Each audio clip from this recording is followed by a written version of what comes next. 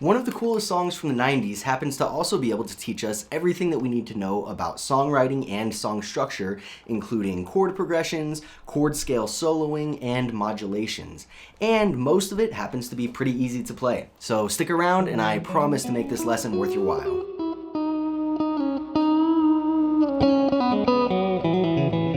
Santeria by Sublime. I said it was one of the coolest songs in the 90s, and I meant it. If you disagree, you're just wrong, so just go ahead and move on. So I'm going to do this lesson in two parts. For the first part of this lesson, I'm just going to teach you what to play, where your fingers go, and how to strum it. For the second part of this lesson, we're going to break down the theory in a very, very digestible way, so promise me you'll stick around for that. But for now, let's just go ahead and learn the song. So the song starts with that little intro that goes...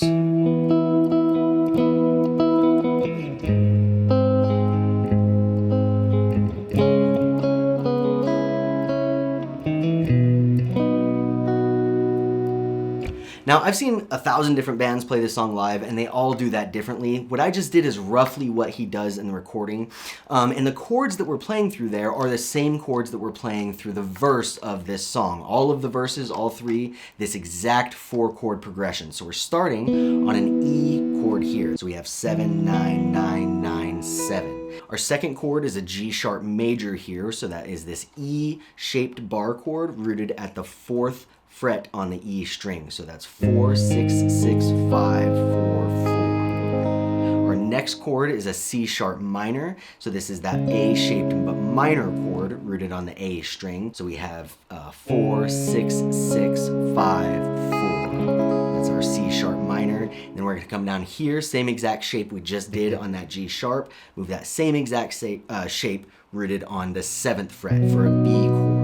And that is our verse progression as well. So we pick through that in the beginning. We can see the picking pattern here. So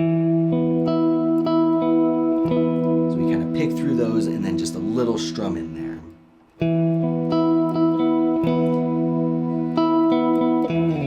So we come through here to the G string. So we hit the G string once, the D string twice, and then the A string, and we kind of slide down, getting into that G sharp. So it goes like...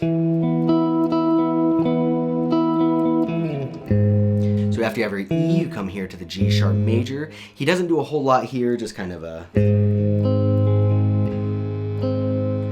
Once we get to the C sharp minor, though, we do have a pretty specific line. So you kind of strum the lower part of the chord a little bit. And when we get to the G string here, we're going to rest there, hit just that string, then we're going to lift it off to be playing the 4th fret that we're barring here.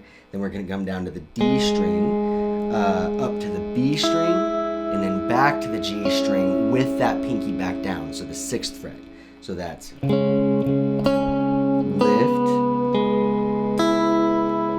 Really cool little line. So after that C sharp minor, you have this little double stop. So we're at the 6th fret on the A and the D strings. I use my ring finger. You could use your first finger, but we're just going to hit both of those strings and slide up half a fret. Okay. And then we're going to come to this B major bar chord here that we ended with. We just kind of strum it, and then I just kind of hit that high note at the end. Now, luckily, that intro is one of the hardest parts of the song, not counting the solo. So once you get that, you're good to go on the verse. The only thing that you need to know on the verse is that we're hitting the off beats. So usually the down beats, let's say we're counting in 4 here, which the song is in 4/4. The down beats would be like 1, 2, 3, 4. What this song does, and what most reggae and ska songs do, is they emphasize the offbeat. So we count that with the and in between the numbers. 1 and 2 and 3 and 4. And we're hitting the ands. Now, a lot of people when they're playing ska, they like to do upstrokes on these. Traditionally, they're actually done with downstrokes. How you do it is entirely up to you. What matters is that we're doing sharp staccato hits. Staccato means these short strikes on the offbeats. Now, with these bar chords, the way that we can achieve that is by both silencing it with our right hand, but also just lifting that pressure off with the left hand. As soon as we lift the pressure off, kills the sound, okay? So really practice just trying to make that a short strike. Just make it take up as little time as possible. So this goes 1, 2, ready, and 1, and 2, and 3, and 4, and 1, and 2, and 3, and 4, and 1, and 2, 3, and 4, and 1, and 2, and 3, and 4, and 1. And that's the entire verse. All 3 verses are that exactly. Once you get to the chorus, you have 2 options of the way you play it. Normally when people are playing this live, especially if the guitarist is also singing, they'll just stick with those same sort of offbeat strums. The only thing that changes is the chord progression. So for the chorus, the chord progression is A, B, E, E over D sharp, C sharp minor. Okay, so the A, we're just going to use that same bar chord that we use for the G sharp, and for the B up here, just going to play it at the 5th fret. So that's 5, 7, 7, 6, 5, 5. Our B, same as we did earlier, 7, 9, 9, 8, 7, 7. Our E, same as we did earlier, 7, 9, 9, 9, 7. Okay, the only thing, new thing that we're doing here is this one little walk down in between. So we're just changing sort of the root note of that chord, half a step down. So you have, and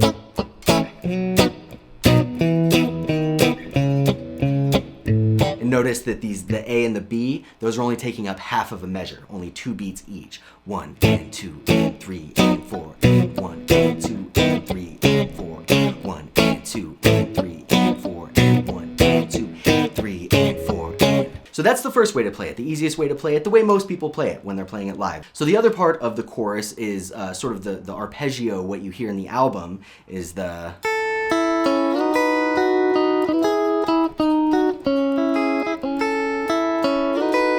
Okay, now I accomplished that with triads, okay? So I'm just hitting the top 3 strings is what I'm focused on, and I'm doing just that same chord progression. I'm playing A and then B, and I'm actually just playing a piece of this bar chord, just the top 3 notes of that bar chord. I could even just fret the whole thing, but it's just easier just to think. So for the E, same thing. We're just gonna take a piece of that bar chord here. We're looking at the 9th fret on the G and B strings. We're just gonna play the G string, B string, walk it down to this shape right here. We're at 8 and 7, same thing. So from here, we're gonna move those down in pitch 2 frets. So we're gonna be at 6 on G, 5 on B, and then we're gonna add the 4 for to finish out the C sharp minor there. So you have,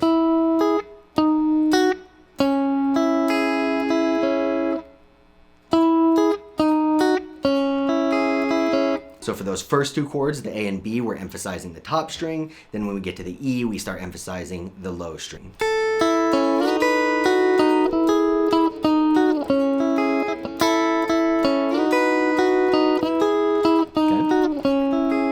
So that's it. That's the verse and the chorus. We have...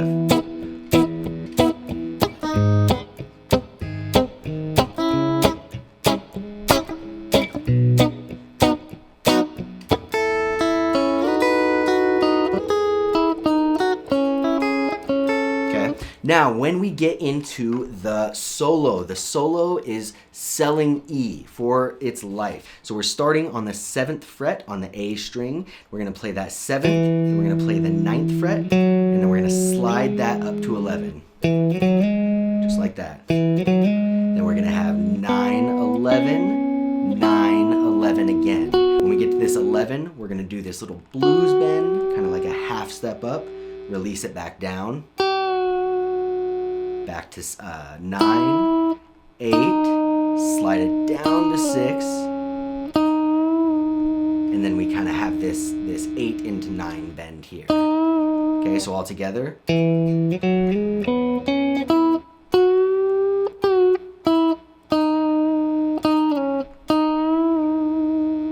So then from here, we're going to slide down 2 frets so that our ring finger is here at the 6th fret, and we're going to do this move here.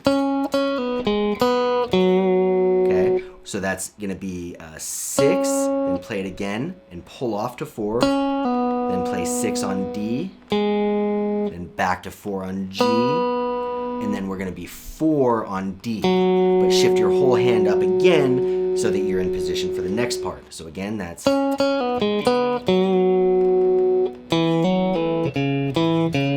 So once we're here with your ring finger on the 4th fret of the D string, you're going to be 2 hammer on pull off of 4, 4 on A, 2, 4. So we have, okay, Okay? So this next part of the solo is the fastest part, might be the hardest part for some people. So on that low E, we're going to have 2, 3, 4, only striking it once on the 2, so we're hammering on 3 and 4. Same exact thing on the A string. Same exact thing on the D string, except we're going to move up 2 frets. So that's going to be 4, 5, 6. Then on the G string, we're going to move up 4, hammer 6, nothing in the middle, which kind of shakes up this a little bit and makes it a little tricky at first. Then up to the B string, on that 5th fret, just hit it twice. 2, 3, 4, 2, 3, 4, 2, 4, 5, 6, 4, 6, 5, 5.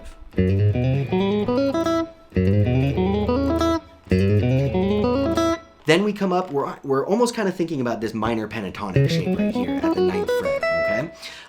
So for this part, we start on that sort of big blues bend at the 12th fret on the E string, full step bend, okay? Hit that 9th fret on the E string, should be the same pitch. Then we're gonna walk down the 12th fret again, just not bent, normal natural note, 9th fret.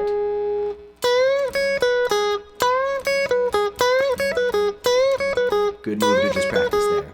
Then we get to the 11th fret on the G string. We're gonna kind of bend that up. I don't bend it up a full whole tone, all the way up to here. I kind of do slight blues bend. So you bend, release, pull off, 11th fret. And sometimes when I'm doing it, I almost keep the middle finger in there for like a full chromatic pull off. Just to give it a little bit more movement in between. Okay, so now with our ring finger on that 11th of the D string, we're gonna go 9, hammer on 11, play the 9th at the G string, and then pull off 11, 9. And we're gonna hit the 11 on the A string.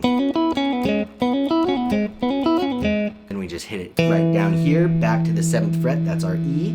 Okay, taking us kind of home for a second in the solo. So that whole part. So from here, this is that really cool moment where we go out of key for a second. We're gonna slide up from 9 to 11. Then we're gonna hit the 10th fret with our middle finger here on the D string. Just kind of toggle back and forth. And that happens over that chord right there. So this next part, almost done here, we have that double stop at the 11th fret of G and B. So we're just gonna bend both of those strings up and release. Okay, and then we're gonna bar all 3 strings on the 9th fret, and then E, B, G strings. On the 3rd one, you hold it. Then with that ring finger on the 11th fret, we're going to do a little pre-bend. That's where we bend it up before we play it. We play and then we release back down. So we have...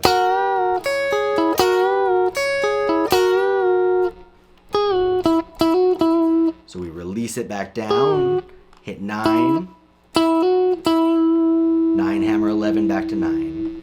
And then it goes back into the chorus. Finishes out the chorus, and then back into the verse. The only extra part to this is the very end where they do just sort of a little chromatic walk down here. So they go to the E chord, that's at the 7th fret, same one we did. Then they walk down just that first finger half a step, like what we did in the chorus.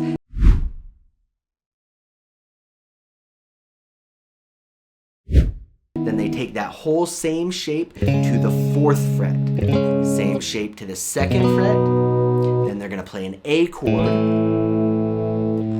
Then back to that same shape at the 2nd fret. So we have... Then we come up here to this sort of E7 shape here. So imagine you're playing a C chord, slide that whole shape up to 7, and then drop your pinky as if you were doing a C7, if you know that shape. Drop your pinky on the 7th fret of the G string. And that's that last chord.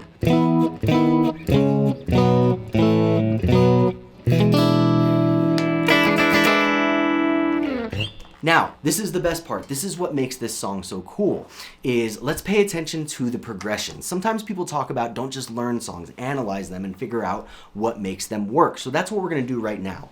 I mentioned earlier in the video that we're in the key of E. So here's all the chords in the key of E showing which are major and which are minor. So let's just go through the progression as it happens. So we have our 1 chord that we're starting with.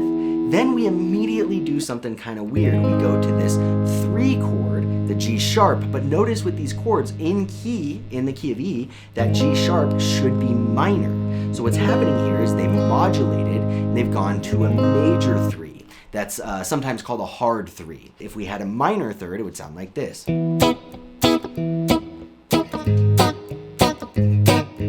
It works, but it doesn't kind of give that brightness that happens. Now what's really cool about that brightness, we're gonna get to a little bit later when we talk about the solo. But what happens over that hard 3 in the solo is what makes that solo incredible. Again, we have a 1, a hard 3, then we come up to a minor 6, and we finish it off with a 5. Now the last thing I want to talk about with this verse progression is that we're ending on a 5. The motion from the 5 chord in any key always wants to pull back to the 1. And that movement from a motion ending on a 5 and coming back to a 1, that's called a turnaround. You've probably heard about blues turnarounds. That literally is all a turnaround is a moving from a 5 to a 1, and it exists outside of blues, and it exists in all of music. So this is happening right here, that 5 to the 1 movement. So now there's a couple things that I want to highlight that happens from the verse into the chorus. The first thing that I want to pay attention to is what happens in the beginning of the first measure of each section. So at the beginning of the first measure of the verse, we have E, which is our 1 chord. When we get to the chorus, the beginning of the first measure of our chorus is an A. That's our 4 chord. Pay attention to that. Starting the chorus on the 4 chord is an incredibly, incredibly common and useful tool in songwriting. In fact, I might say it's probably the most common shift to move from the verse to the chorus, is just to reshuffle your progression and start on the 4 chord. Now, the other cool thing that happens in the chorus here is when we do that little walk down. If you just do the rhythm chords that we did, we have at that bar chord at 7, which is our E, our 1 chord, and then that half step walk down. That might sound a little bit familiar to you. If you've been playing guitar for a little while, which you probably have if you're watching this video, especially to this point, is you've probably done this movement before with a G to a D over F sharp to an E minor. Or maybe you've done it with a C, G over B, A minor. That sort of walk down. That's the exact same movement that we're doing here, just using higher versions of those same chords. Now, a couple things that I want to talk about in the solo. Really just one thing that I want to highlight. The solo stays pretty true to the key of E, okay? Right here, we're playing the E major pentatonic. We play around a little bit with the minor 7, so it goes sort of outside of just the pentatonic notes. But the main thing I want to pay attention to is what happens sort of toward the end. We have this bit here.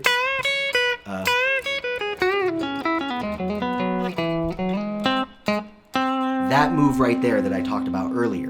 When the solo plays that part right here, the guitar behind it is playing this G major chord, that out of key chord that we're talking about. And the note that makes that chord out of key is the 3rd. Remember, the 3rd is the magic note that tells us if a chord is major or minor. That note that we're hitting up here is the 3rd of G sharp. This is the same notes of that chord that we're playing right there. In fact, we could just do that line right here. So what he's doing is in the solo, he's emphasizing the notes that are out of key. He's emphasizing the function and the uniqueness of those tones to really, really make it stand out. Okay, and he's in complete control of that, because I don't care what you tell me, that dude knew a little bit of music theory. I've paid a lot of attention to their songs and the construction of them, and he knew some theory. So start stealing these ideas in your own writing. When you're writing progressions, when you're coming up with your own ideas, try starting on the 4 chord. Try incorporating these little walk downs, okay? This is songwriting 101. Thanks for inviting me into your homes today to play a little bit of music. I hope that this was helpful for you. If it was, please consider subscribing or throwing me a like or a share. All of that helps a ton. If not, then thanks for hanging out today, and I hope you keep this thing in your hands.